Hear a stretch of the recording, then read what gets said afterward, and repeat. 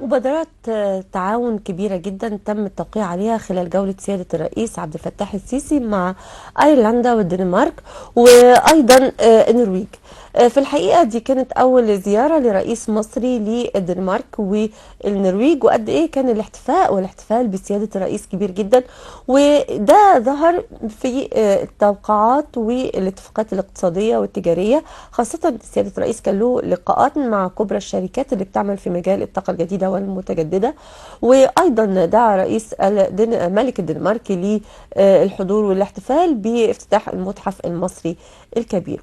هذه العلاقات لم تأتي من فراغ، ولكن جاءت جراء بناء الجمهورية الجديدة، جمهورية قادرة تحقق الأمان للمستثمر الأجنبي، تحقق الأمان لمن يحيا على أرضها. هنتكلم النهاردة عن أهم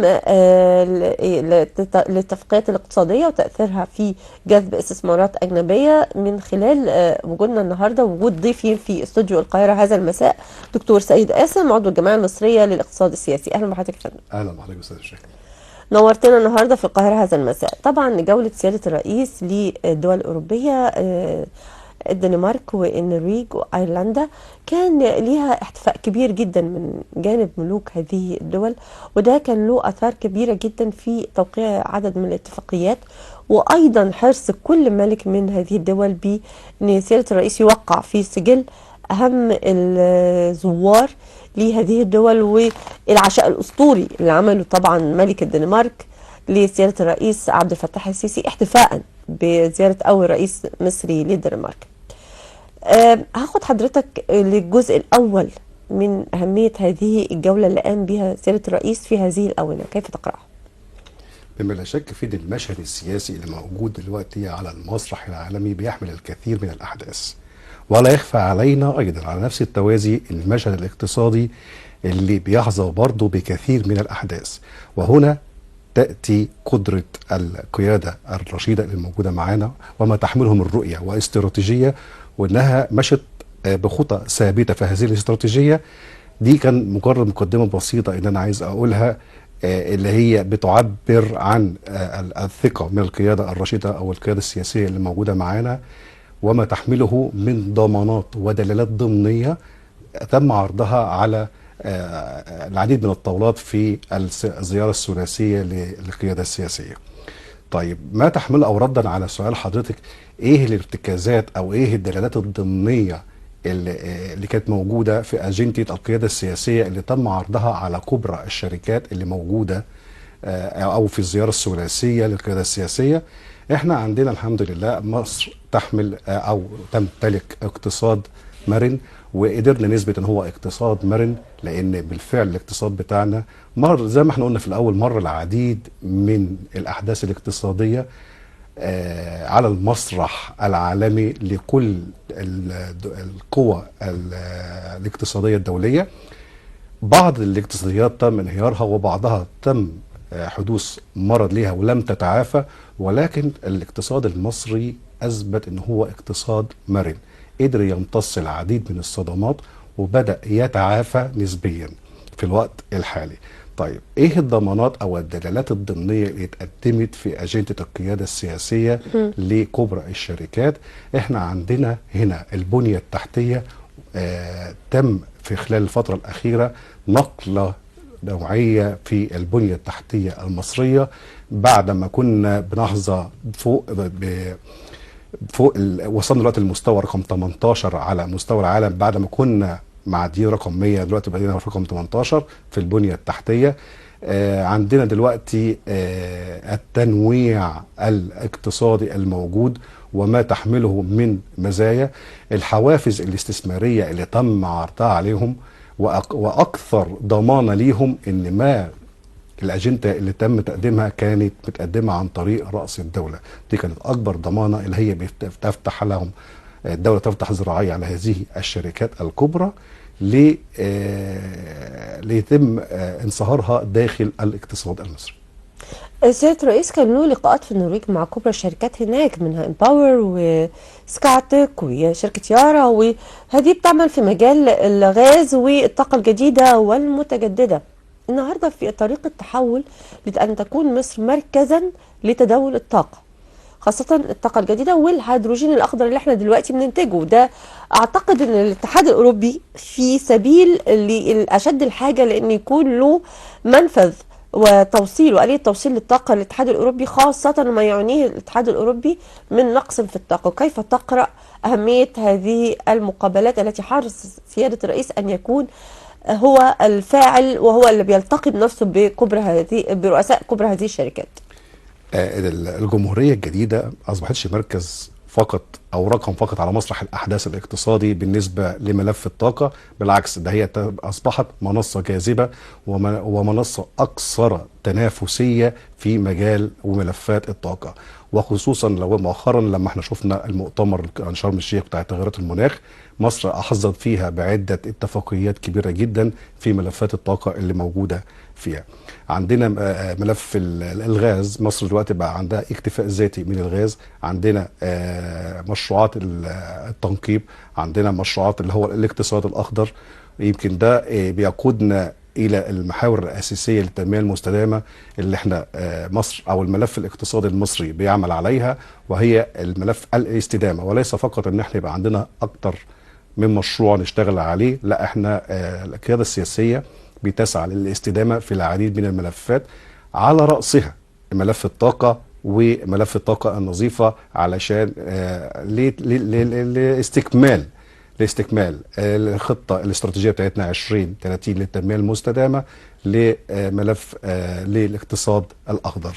النهارده عندما تتحول مصر مركزا لتداول الطاقه عالميا، تاثير ده يا فندم علينا احنا اقتصاديا وتاثيره كمكانه عالميه خاصه في الهيدروجين الاخضر؟ خاصه احنا القياده السياسيه حاليا بتسعى زي ما احنا قلنا، بتسعى للاستدامه وبتنتهج نهج اسمه النهج التشاركي بالنسبه للقطاع الخاص. طيب لو احنا حضرتك حابين نتكلم على القطاع بتاع الغاز، احنا عندنا شركه استاتيك او في عده شراكات تم مصر عملها مع عديد من الدول، منهم مؤخرا شركه استاتيك.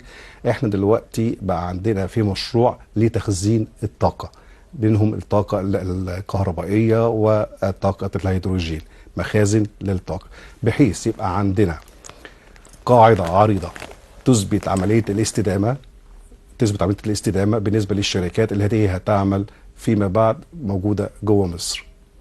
خاصة سيادة الرئيس النهاردة مع إطلاق مصر لوثيقة ملكية الدولة المصرية عززت من أهمية دور القطاع الخاص وزيادة الطروحات الحكومية دي كمان ادت فرصة جدا انها يكون القطاع الخاص مشاركة اكبر. النهارده سيادة الرئيس في النرويج دعا كبرى الشركات في مجال الاستثمار خاصة في مجال الطاقة للاستثمار مع القطاع الخاص. هنا بقى نتكلم عن دور القطاع الخاص، ينتهز الفرصة دي ازاي؟ اولا الفرصة كانت متاحة وما زالت متاحة وستفضل متاحة للقطاع الخاص، لان القيادة السياسية مؤمنة ايمان كامل بان القطاع الخاص لازم يكون لازم ينضم للنهج التشاركي بينه وبين الدولة. بمعنى ايه؟ احنا لو خدنا بالنا الفتره اللي فاتت كان في وصلنا لدرجه الحوار الوطني ما بين الحكومه وبين القطاع الخاص، بقى في ملفات بين القطاع الخاص والحكومه تم طرحها والمناقشه فيها، ما هي الاسباب او ما هي الحوافز المطلوبه علشان خاطر نخطو خطوات ثابته الى الامام. طيب احنا دلوقتي كان موجود بالنسبه للقطاع الخاص اكتر من 5000 مصنع متعثر وقفل عندنا نتيجه الاحداث السياسيه وما قبلها من تداعيات الكوفيد 19. طيب ايه اللي حصل؟ تم عمل مبادره من البنك المركزي وبدات نشوف ال 5000 او اكثر من 5000 مصنع دول قفلوا ليه؟ علشان خاطر يتعمل لهم دراسه، وبالفعل تم فتح عدد كبير من المصانع. طب ايه تاني دلوقتي؟ احنا دلوقتي في قرار من مجلس الوزراء ممنوع غلق اي مصنع الا بعد موافقه رسميه واضحه من مجلس الوزراء. اغلاق مصنع يعني مواطن مصري مش هيلاقي وظيفه، مش هيلاقي الدخل بتاعه. فبقى الموضوع المواطن المصري دلوقتي بقى يعني ايه من اهم ضروريات واهم اهتمامات الحكومه والقياده السياسيه. القطاع الخاص دلوقتي نقدر نقول حتى ما من رؤيته لو عنده بعض القيود المتكبل بيها، بدات الحكومه تقول له اعرض الملفات اللي عندك اللي انت شايفها قيود مكبل بها، وبيتم حلها وبيتم عمل مبادرات من البنك المركزي، او ممكن دعم، او مبادره التصدير القياده السياسيه كانت قايله عليها، دعما لتوطين الصناعه وتمكين القطاع الخاص. وزير الخارجيه دكتور بدر عبد العاطي، ونرجع مره ثانيه نكمل مع حضرتك اللقاء. هو بالتأكيد دي أول زيارة لرئيس مصري لهذه المنطقة الهامة في القارة الأوروبية. بالتأكيد في نتائج شديدة الأهمية فيما يتعلق بالجوانب السياسية والاقتصادية والاستثمارية. كان في اتصالات ولقاءات مكثفة لفخامة الرئيس مع قيادات هذه الدول، وأيضا مع الشركات الكبرى العاملة في مصر أو تلك المهتمة بالعمل في مصر. ففي نتائج، في اتفاقيات كثيرة تم التوقيع عليها. قطاع الطاقة، خاصة الطاقة النظيفة والطاقة الجديدة والمتجددة، في رغبة كبيرة من الشركات في الدنمارك، في النرويج، وأيضا هنا في أيرلندا بالعمل على ضخ استثمارات كبيرة في الاقتصاد المصري، خاصة في قطاع الطاقة وقطاعات أخرى، في ضوء المزايا النسبية والتنافسية اللي بتقدمها مصر والبيئة المواتية للاستثمار بها.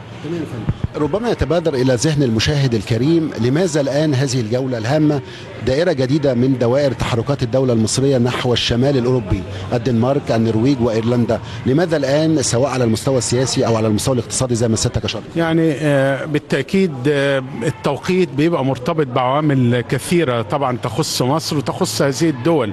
احنا طبعا في ضوء المناخ المواتي للاستثمار في مصر والاهتمام الكبير اللي بتوليه الدولة لقضية الاستثمار، فالتوقيت كان مناسب جدا، خاصة ان احنا زرنا دول زي النرويج بها اكبر صندوق سيادي في العالم. وكان في لقاء للسيد رئيس الجمهورية مع رئيس الصندوق السيادي النرويجي، وكان في حديث مطول على ضخ استثمارات في الاقتصاد المصري، خاصة في قطاعات الطاقة، قطاعات توطين الصناعة، قطاعات أيضا الأمن الغذائي والصحة، وكلها قطاعات هامة للمستثمر الأوروبي وأيضا للاقتصاد المصري.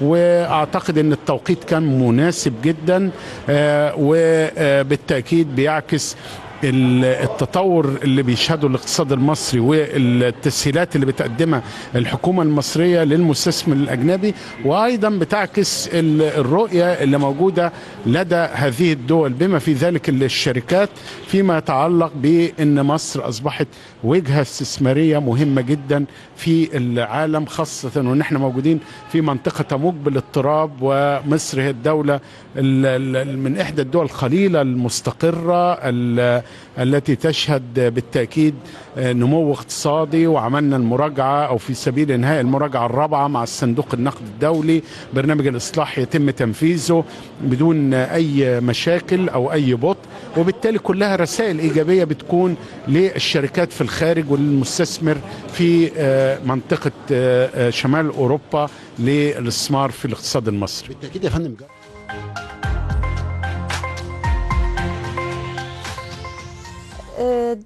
طبعا سيادة الرئيس كان له لقاء مع رئيس صندوق الاستثمار النرويجي، وزي ما شفنا دكتور بدر عبد العاطي أشاد بأن النرويج لديها أكبر صندوق سيادي استثماري في العالم.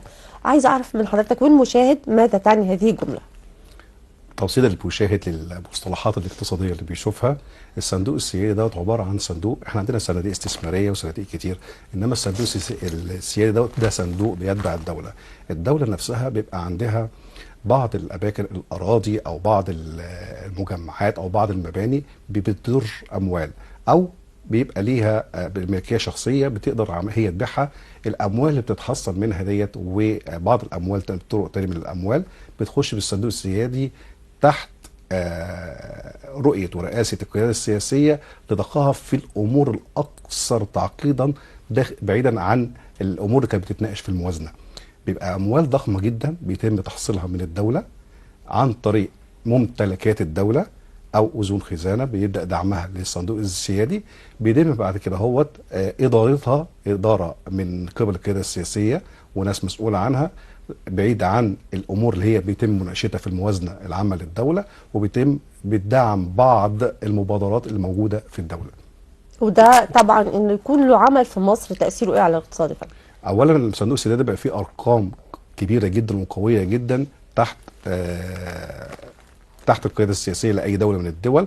بتبدا بعد كده ليها حسب الرؤيه بتاعتها بتضخها في اي مشروعات، او في اي مشروعات في دولتها او في دول اخرى بتشايف ان المشروعات دي على الاراضي ديت تقدر تضر ارباح هائله للدوله نفسها. فمعنى الملحوظه اللي احنا سمعناها ان الصندوق السياده هيبدا يستثمر في مصر في مشروعات عندنا، فده ضخ لارقام كبيره هتخش عندنا لبعض الانشطه، وخاصه ان انا سمعت ان هي في الانشطه الطاقه، واحنا بالفعل احنا محتاجين الموضوع دوت لمصر الفتره لا، في محطه طاقه شمسيه جديده غير بنبان يعني.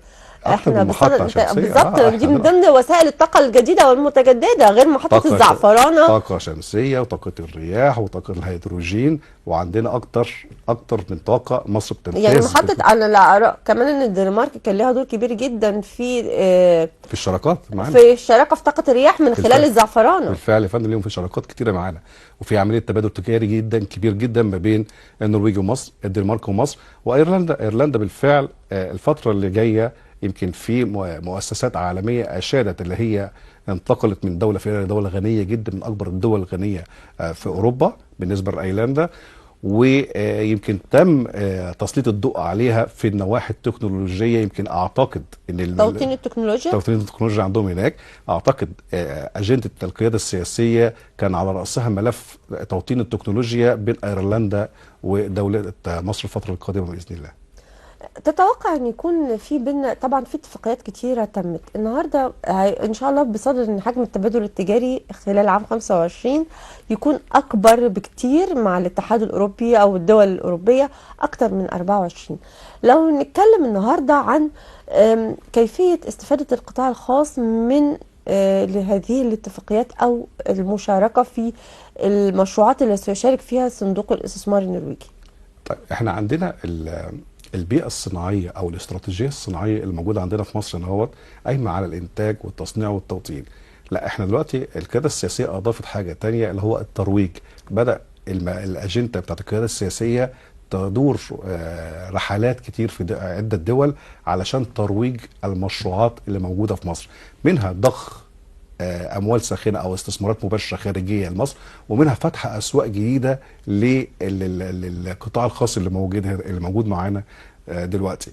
اعتقد ان الفتره الجايه هيبقى في فرصه كبيره جدا للحوافز الاستثماريه، سواء للقطاع الخاص اللي موجود معانا حاليا او لجذب الاستثمارات المباشره والاموال الساخنه من العديد من الدول الاوروبيه والغير الاوروبيه.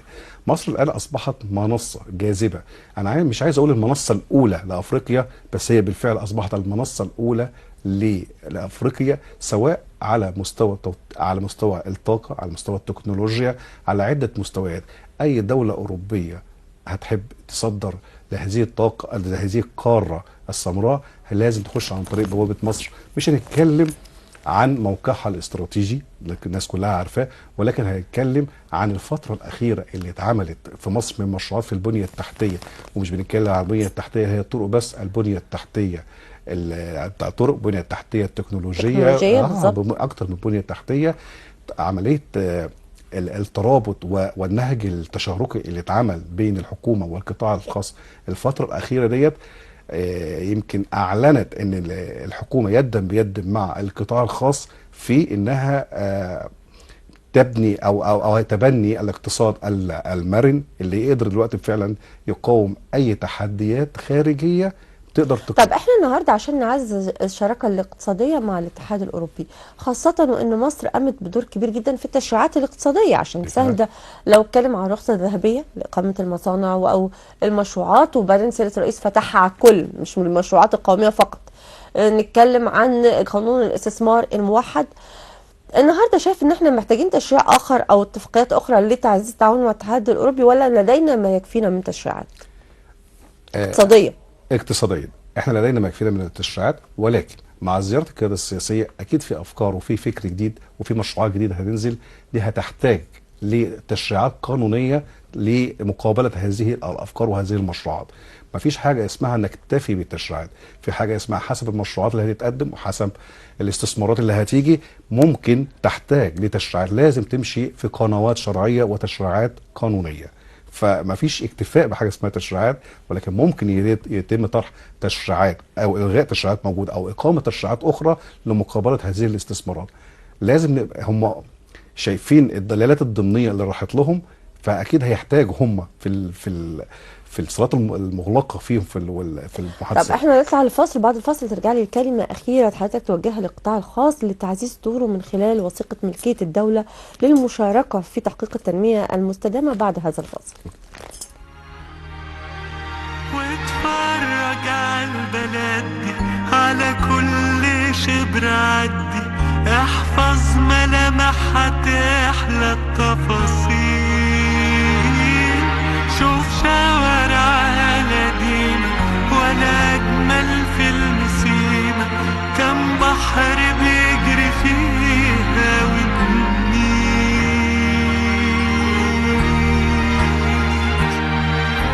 في بلدي.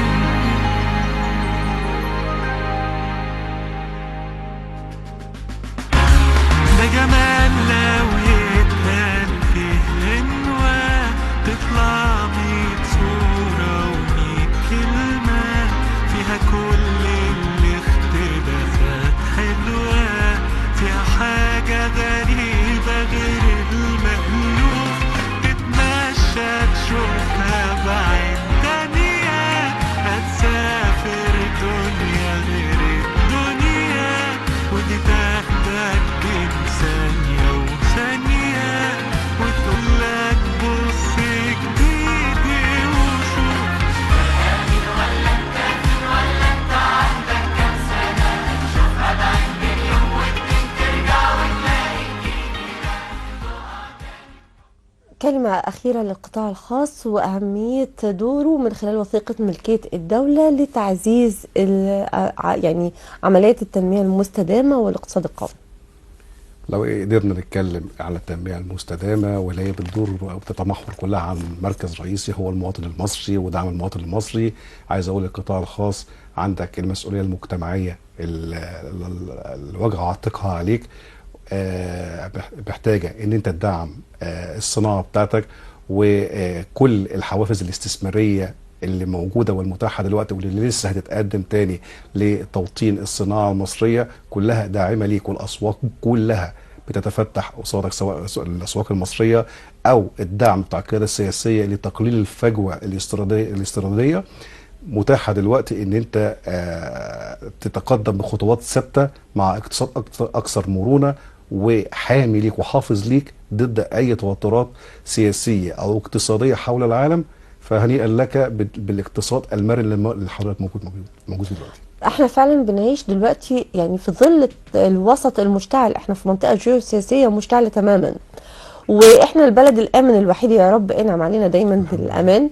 عايزين نقول ان القطاع الخاص النهارده له دور كبير جدا في تعزيز قوتنا الاقتصاديه.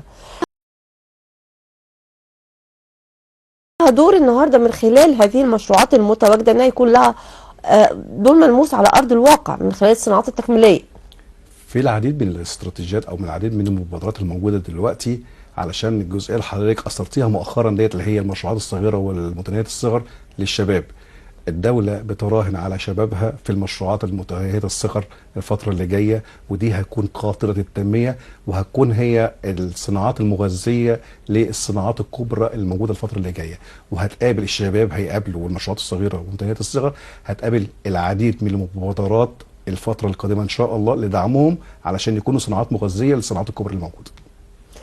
ده أكيد يا فندم، وعايزين بس الشباب يتشجع ويقبل على فكرة ريادة الأعمال، لأن النهاردة العالم كله بيتجه لفكرة ريادة الأعمال. رواد الأعمال ده مش مجرد دلوقتي اقتراح، هو واقع بيفرض نفسه بالفعل. الحكومات دلوقتي مفيش حكومات، أنا ما بتكلمش عن مصر، بتكلم على مستوى العالم.